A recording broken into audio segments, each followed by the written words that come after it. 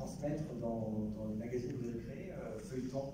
et Desport. Ah oui, vraiment. Qui sont deux magazines, on peut dire, portent des sentiers battus. Oui, mais maintenant on commence à être un peu habitué en France, c'est comme les revues 21, comme la revue,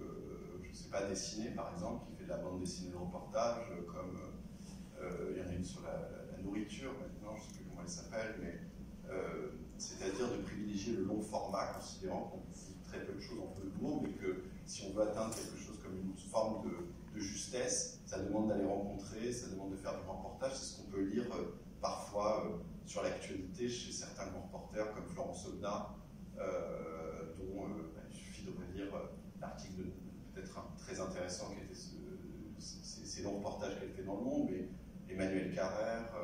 Jean Asfeld, toute cette tradition qui n'est pas qu'anglo-saxonne, qui remonte chez nous à Albert Londres, à Sandrard, mais avec beaucoup plus de malice dans le vrai du faux, et qui a continué en France avec le journal actuel dans les années 80, avec l'autre journal de Michel Butel, et puis qui est en fait un peu une tradition française, mais qui ne dit pas tellement son nom, alors qu'aux États-Unis, par exemple, c'est extrêmement important. C'est le New Yorker, c'est des grands magazines qui financent des grands reportages qui se lisent pour dire à quel point c'est différent, sur 15-20 pages. Justement, en France, il y a une tradition, mais ça s'est perdu au fil des années. Ça s'est perdu, et quand on est arrivé avec Feuilleton, qui est la revue de traduction de grands reportages,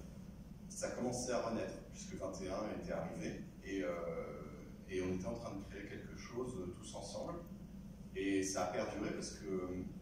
voilà, là, maintenant, il y a ce type de reportage, c'est assez commun. Et certains magazines se remettent à en faire, ce qui n'est pas plus mal. Et surtout, notre maison d'édition nous a grandi, c'est-à-dire qu'elle a plus comme acquis qu'on faisait simplement ses revues avec les articles, et que certains des reporters qui prolongeaient ça par un livre, eh bien, on allait les publier aussi. Et donc, la maison a continué ce travail-là sous forme vraiment de maison d'édition, avec des vraies découvertes d'auteurs inconnus en France, mais pionniers, comme Nelly Bly, qui est par exemple une reporter de la fin du 19e qui travaillait pour Pulitzer et qui a inventé le reportage en immersion. C'est elle qui va voir Pulitzer, qui lui dit, elle essaie d'être engagée dans le journal de Pulitzer, qui lui dit ok, mais je cherche quelqu'un pour intégrer un asile. Et elle dit peut-être ça te tienne, et elle se fait passer pour folle et intègre l'asile de Blackwell Island à Manhattan, et on sort un brûlot qui s'appelle 10 jours dans un asile, et qui a révolutionné, après la parution des articles,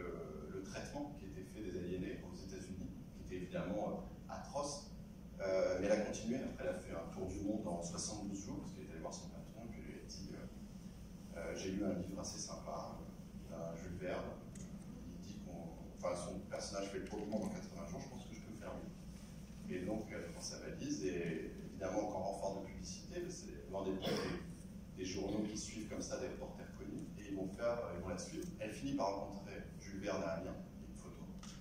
et elle fait son tour du monde en 72 jours, et elle revient à New York. Donc on a publié des gens comme ça totalement, et avec plutôt un joli succès pour ces livres-là, et puis des reporters très récents, avec par exemple William Finnegan, un livre qui s'appelle Le Jour barbare, qui a été un grand succès, qui est un livre sur le surf, mais pas que. Mais c'est un reporter qui lui-même a une passion pour le surf, et qui raconte 20 ans de quête de la vague.